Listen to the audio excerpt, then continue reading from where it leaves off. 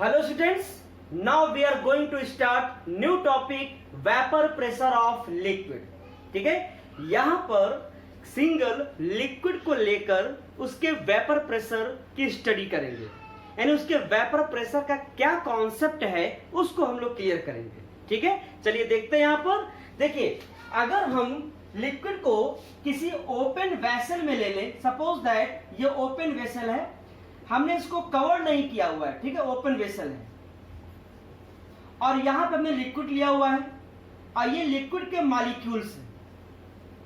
देखिए, लिक्विड के जो मॉलिक्यूल्स हैं सरफेस पे अगर हैं, लिक्विड सरफेस पे हैं, तो उसकी काइनेटिक एनर्जी जो अंदर होते हैं मॉलिक्यूल उसके कंपैरिजन में ज्यादा होता है.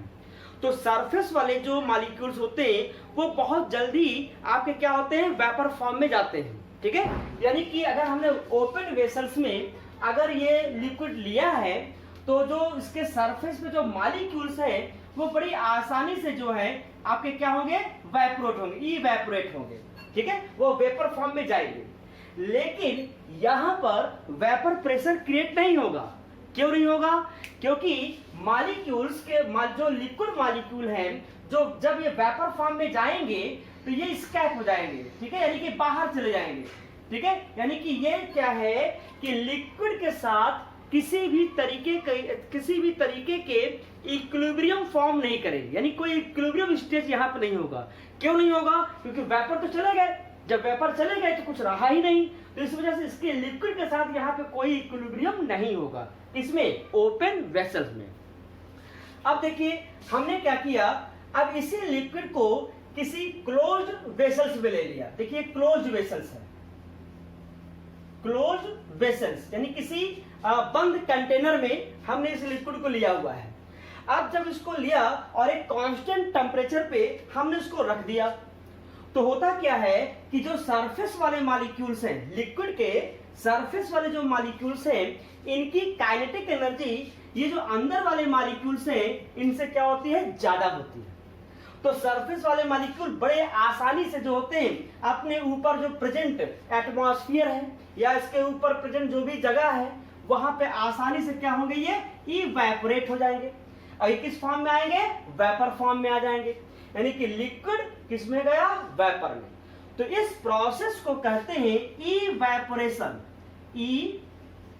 Evaporation, clear? इवेपोरेशन यानी कि इवेपोरेशन प्रोसेस में क्या होगा, लिक्विड किसमें जाएगा, वेपर में जाएगा. क्लियर है? ठीक. अब देखिए यहां पर, अब जब यहां पर वेपर काफी ज्यादा हो जाएंगे, क्योंकि स्टार्टिंग में वेपर बहुत तेज बनते हैं, क्योंकि यहां पर क्या है, बिल्कुल कोई भी चीज यहां पर नहीं है, बिल्कुल आपका वैकेंट है. तो होगा क्या कि स्टार्टिंग में इवेपोरेशन प्रोसेस ज्यादा होगा. ठीक है, जिससे वेपर बनने शुरू हो जाएंगे. जब यहाँ पर वेपर बन जाएंगे तो ये वेपर इस कंटेनर यानी कि इस वेसल के जो दीवार है, वॉल है, उस पर जाकर क्या होंगे, टकराएंगे. यहाँ पर टकराएंगे और ये मॉलिक्यूल्स आपस में भी टकराएंगे इस तरह से. तो होगा क्या कि ये कंडेंस होना शुरू कर देंगे. यानी कि ये वेपर जब अपने हाई अमाउंट में जब ये आपका बन जाएगा यहाँ पर, तो ये वेपर आपस में कोलाइड करेंगे, टकराएंगे, जिससे कि ये किस फेज में आना शुरू कर देंगे, लिक्विड फॉर्म में. तो इस प्रोसेस को कहते हैं condensation. Condensation, this process is called condensation. Clear? तो इवेपोरेशन प्रोसेस में क्या होगा, लिक्विड कहां गया, वेपर में. और कंडेंसेशन में क्या होंगे, वेपर कहां गया, लिक्विड में. आप देखते हो बरसात देखते हैं, सभी पानी बरसता है, तो जो आपका सी वाटर है वो इवेपोरेट होता है. यानी कि जो आपके जो भी वाटर है, आपके रिवर हो या सी हो या कहीं से भी हो, और आपके उसमें ट्रांसपिरेशन भी होता है किसमें, लीव्स वगैरह में, तो उससे जो वाटर निकलता है वो वेपर फॉर्म में जाता है और फिर वही क्लाउड बनता है. और फिर वही क्लाउड क्या है, आपके वाटर मॉलिक्यूल के फॉर्म में क्या होते हैं, प्रेसिपिटेट होते हैं. तो एक तरीके का वो भी क्या है, इवेपोरेशन और फिर कंडेंसेशन. ठीक है, देखिए यहां पर क्या है कि जैसे जैसे वेपर फॉर्म करते हैं, अब ये क्लोज कंटेनर है, तो इवेपोरेशन और कंडेंसेशन दोनों प्रोसेस लगातार होते रहते हैं, ठीक है। यानी कि जब इवेपोरेशन प्रोसेस का रेट कंडेंसेशन का रेट, ठीक है, जब इक्वल हो जाएगा तो यहां पर क्या होगा, इक्विलिब्रियम, ये स्टेज क्या करेंगे, अटेन कर लेंगे, इक्विलिब्रियम स्टेज यहां फॉर्म हो जाएगा। तो इस इक्विलिब्रियम पर जो यहां प्रेशर, जो वेपर यहां पर कलेक्ट हैं, वे वेपर इस लिक्विड पे क्या अप्लाई करेंगे, प्रेशर अप्लाई करेंगे। तो इसी प्रेशर को ही क्या कह देते हैं, वेपर प्रेशर, ठीक है। यानी कि देखिए ये आपका लिक्विड किस में जाएंगे, वेपर में। तो this process is called evaporation, और फिर ये वेपर किस में आएंगे, लिक्विड में, and this process called condensation. जैसे ही दोनों का रेट इक्वल हो गया तो ये क्या हो जाए, क्या ये अटेन करेंगे, इक्विलिब्रियम। तो इसी इक्विलिब्रियम पर ये जो वेपर है, लिक्विड पर जो भी प्रेशर अप्लाई करेगा उसी प्रेशर को क्या कहेंगे, वेपर प्रेशर। क्लियर है। अब यही चीज जो है बाइनरी सॉल्यूशन पे अप्लाई करेंगे। वोलाटाइल आपके जो होंगे लिक्विड होंगे वो मिक्स कर दीजिए, यानी कि सोल्यूट भी वोलाटाइल, सॉल्वेंट भी वोलाटाइल, तो दोनों का वेपर फॉर्म होगा। तो वहां पर राउल्स लॉ वहां अप्लाई करेंगे, हम लोग आगे देखेंगे उसको। ऐसे ही अगर मान लो एक सोल्यूट नॉन वोलाटाइल है और सॉल्वेंट क्या है, वोलाटाइल है, तो उस पर भी हम देखेंगे वेपर प्रेशर वहां पर किस तरह से होते हैं। तो यहां पर मैंने एक सिंपल से वेपर प्रेशर का कॉन्सेप्ट क्लियर किया है, ठीक है। जैसे आप देखिए यहां मैंने सेंटेंस लिखा हुआ है, at constant temperature a liquid in a closed vessel is in equilibrium with its vapour. देखिए लिक्विड वेपर के क्या है, इक्विलिब्रियम में है, ठीक है। And the pressure exerted by the vapor on the liquid is called its vapor pressure। तो vapour pressure का कॉन्सेप्ट क्लियर हो गया, यानी कि जब इवेपोरेशन का रेट और कंडेंसेशन का रेट जब आपका इक्वल हो जाएंगे तो इक्विलिब्रियम फॉर्म यहां पे आ जाएंगे, और उसी इक्विलिब्रियम फॉर्म पे लिक्विड के ऊपर जो वेपर होते हैं वो क्या करते हैं, लिक्विड पर प्रेशर अप्लाई करते हैं। तो उसी प्रेशर को हम क्या कहेंगे, इक्विलिब्रियम स्टेज पर, तो उसी प्रेशर को हम क्या कहेंगे, वेपर प्रेशर ऑफ लिक्विड, ठीक है। अब यहां पर देखते हैं बाइनरी सॉल्यूशन के बारे में, ठीक है। जब दोनों ही वोलाटाइल हो, दोनों ही वेपर फॉर्म करते हैं, तो उन पर राउल्स लॉ कैसे अप्लाई करेंगे उसको देखते हैं। नाउ जो अभी वेपर प्रेशर का कॉन्सेप्ट क्लियर किया, अब उसको हमने बाइनरी सॉल्यूशन पे अप्लाई करना है, ठीक है। यहां पे लिक्विड सॉल्यूशन है, ठीक है, यहां सोल्यूट भी लिक्विड और सॉल्वेंट भी लिक्विड, हम इस पर वेपर प्रेशर का कॉन्सेप्ट क्या करेंगे, अप्लाई करेंगे। क्लियर। अच्छा यहां पे देखिए लिक्विड दोनों ही कैसे हैं, वोलाटाइल नेचर में है, वोलाटाइल नेचर है दोनों का, ठीक है, मतलब कि ये वेपर फॉर्म में जाएंगे, यानी दोनों ही वेपर प्रेशर क्रिएट करेंगे। क्लियर है। देखिए अगर यहां पे एग्जांपल लें हम, ठीक है, तो देखिए सपोज दैट हमने यहां पर लिक्विड ए लिया हुआ है, प्योर स्टेज में है ये लिक्विड ए, जिसको सर्किल से दिखाया हुआ है, ये देखिए, और यहाँ पे लिक्विड बी लिया हुआ है जिसको हमने यहाँ डॉट्स दिखाया हुआ है। अगर ये प्योर स्टेज में है, ठीक है, ये बिल्कुल प्योर है, तो यहाँ पर केवल इन्हीं के ही वेपर फॉर्म होंगे, यानी ये वेपर हो गए, ये भी वेपर है प्योर स्टेज में अगर है तो। क्लियर है। यानी कि लिक्विड ए और लिक्विड बी दोनों ही अलग अलग हैं, तो इनके जो वेपर प्रेशर होंगे ये इनके प्योर स्टेज के वेपर प्रेशर हो जाएंगे, ठीक है। लिक्विड ए अगर केवल है, अगर एक ही कंटेनर में केवल लिक्विड ए है तो उसका वेपर प्रेशर होगा। अगर कंटेनर बी में केवल कंटेनर में अगर लिक्विड बी है तो उसका अपना वेपर प्रेशर होगा। तो मतलब इसके अपने प्योर स्टेज के वेपर प्रेशर होंगे। तो यहां पर अगर हम देखें तो इसको हम पी नॉट ए से रिप्रेजेंट कर सकते हैं। मतलब पी नॉट ए क्या होगा, vapour pressure of pure liquid A. ऐसे ही यहां पर देखिए पी नॉट बी, तो ये क्या हो जाएगा, vapour pressure of pure liquid B. इनका अपना अलग अलग वेपर प्रेशर है, ठीक है। अब क्या करना है, इन दोनों लिक्विड को हमने किसी दूसरे वेसल्स में क्या किया है, मिक्स कर दिया। जब दोनों लिक्विड को किसी एक दूसरे वेसल में जब मिक्स किया तो जो वेपर बनेगा दोनों का बनेगा, मतलब यहां लिक्विड ए भी वेपराइज होंगे और लिक्विड बी भी वेपराइज होंगे, और दोनों ही उसी रेट से क्या होंगे, कंडेंस भी होंगे, जितने रेट से आपका क्या होगा, वेपर फॉर्म होगा, ठीक है।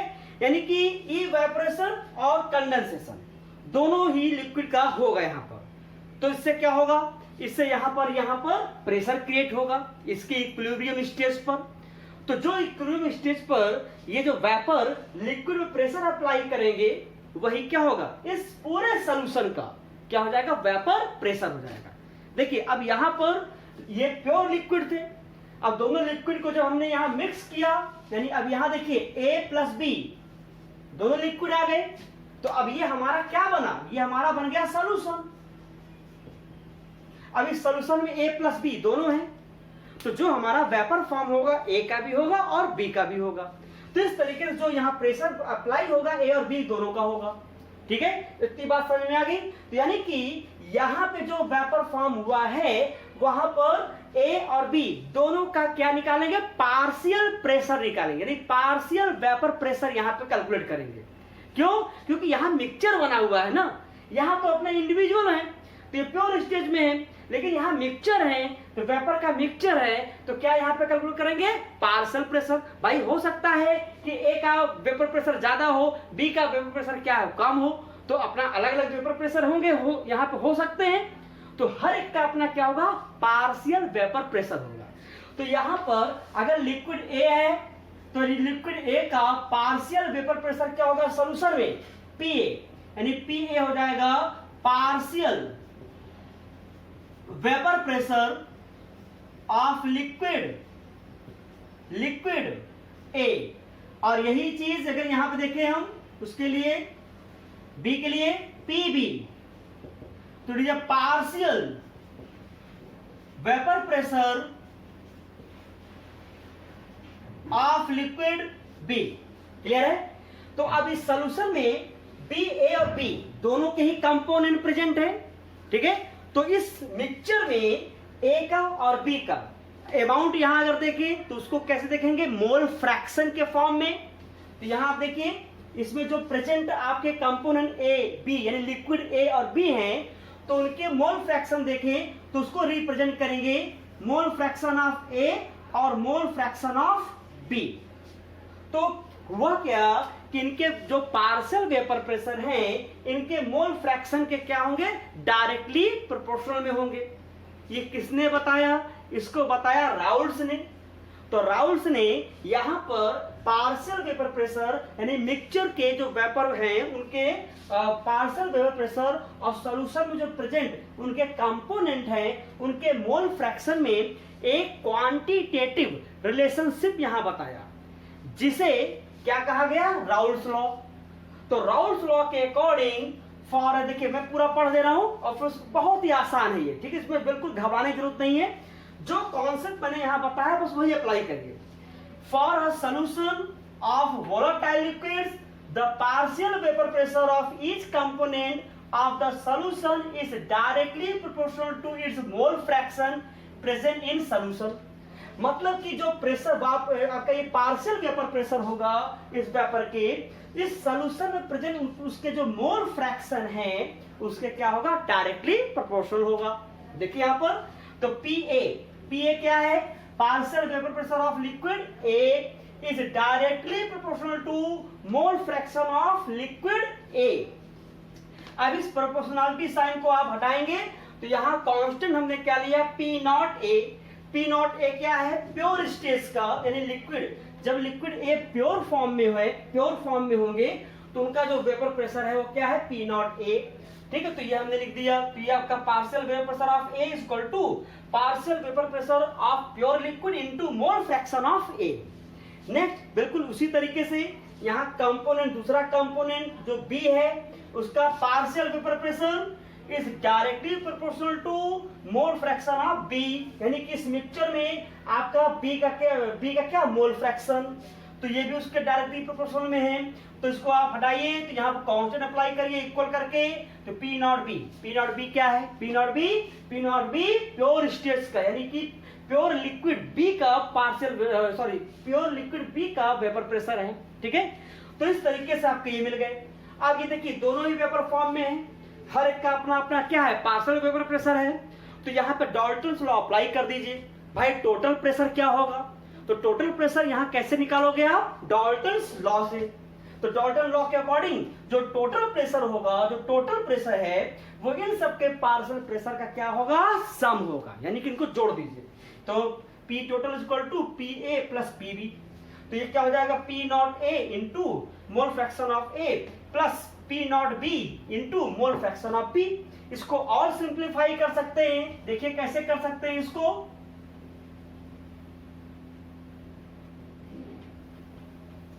देखिए यहां पर इसी को आगे कंटिन्यू कर रहे हैं। तो यहां पे अच्छा आपको ये पता है mole fraction of A plus mole fraction of B is equal to क्या होता है, 1। क्लियर है, देखिए mole fraction of A is equal to 1 minus mole fraction of B। तो करना क्या है, इसी मोल फ्रैक्शन ऑफ A की वैल्यू को यहाँ पे आप पुट कर दीजिए, मतलब किसी एक मोल फ्रैक्शन से आप टोटल प्रेशर को क्या करेंगे, आपके कैलकुलेट करेंगे। ठीक है, किसी एक मोल फ्रैक्शन के थ्रू टोटल प्रेशर को हम यहाँ कैलकुलेट करेंगे। देखिए तो P टोटल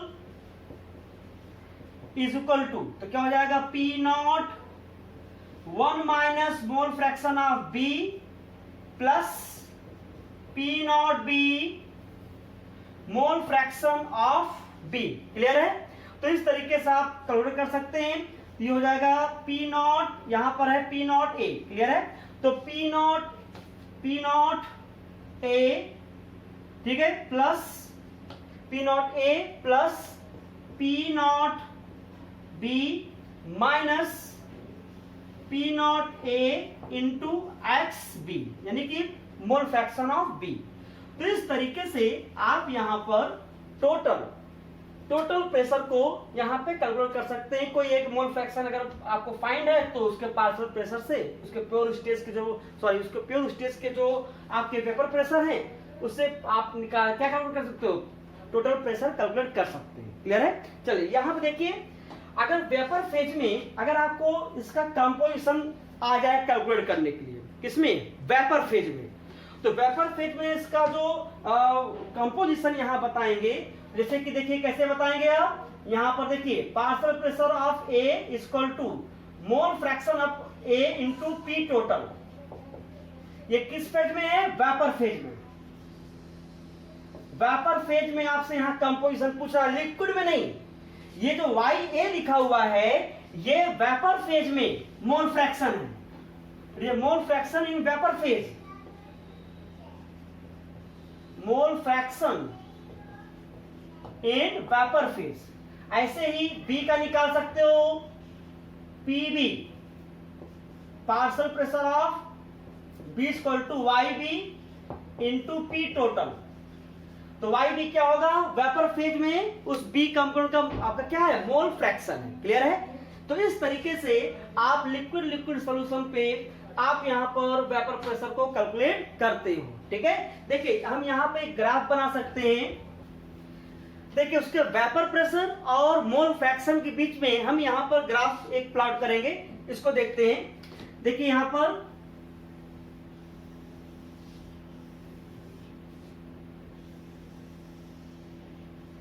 ठीक है, ये आपका हो जाएगा वेपर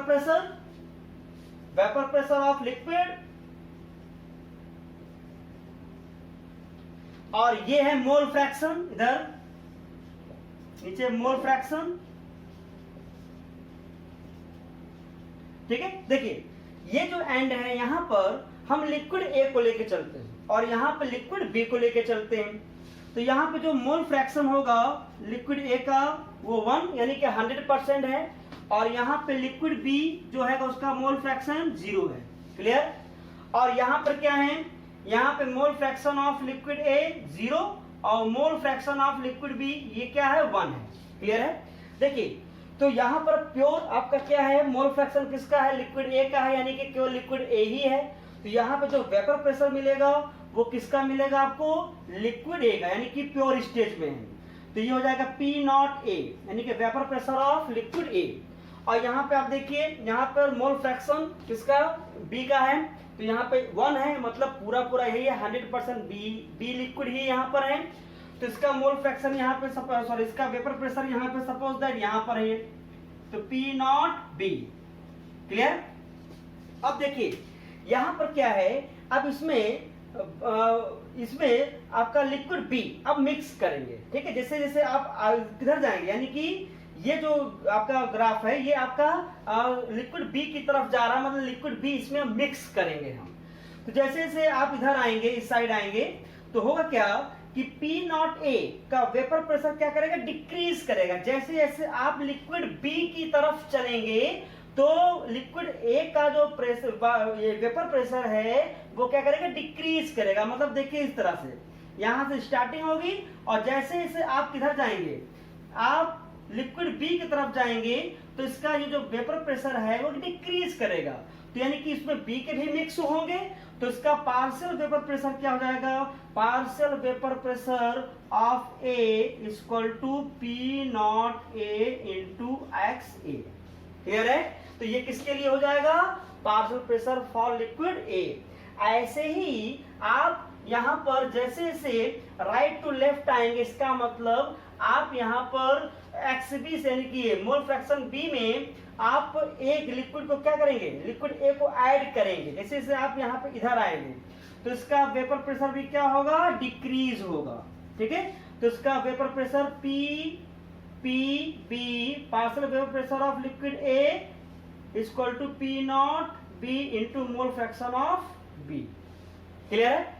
तो इस तरीके से, और दोनों का टोटल वेपर प्रेशर क्या होगा, यहाँ पर पी टोटल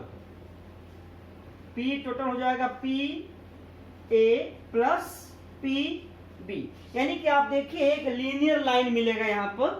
ठीक है। जैसे आप यहाँ देखिए, यहाँ मोल फ्रैक्शन किसका है, ए का है, ये टोटल पूरा 100% है। अब इसमें क्या करेंगे, लिक्विड बी को ऐड करना शुरू करेंगे, यानी कि लिक्विड बी का मोल फ्रैक्शन हम यहाँ बढ़ाना शुरू करेंगे। जैसे जैसे बढ़ाएंगे वो आगे की ओर जाएगा, तो उसका पार्शियल वेपर, उसका जो वेपर प्रेशर होगा क्या होगा, डिक्रीज होगा। ठीक है। तो इस तरीके से आप यहाँ देख सकते हो एक लीनियर लाइन यहाँ पर आपके फाइंड होते हैं। ठीक है। अब इसी पर ही आइडियल सॉल्यूशन और नॉन आइडियल सॉल्यूशन की भी हम लोग स्टडी करेंगे। ठीक है। तो आई होप आपको यहाँ पर इसके वेपर प्रेशर लिक्विड पे आपको क्या है, समझ में आ गया। ठीक है। तो इस तरह से आप स्टडी कर लीजिएगा। कोई प्रॉब्लम हो तो आप कमेंट करिएगा। ठीक है। हम आपको पूरी प्रॉब्लम को सॉल्व करेंगे। क्लियर है। Okay, thank you.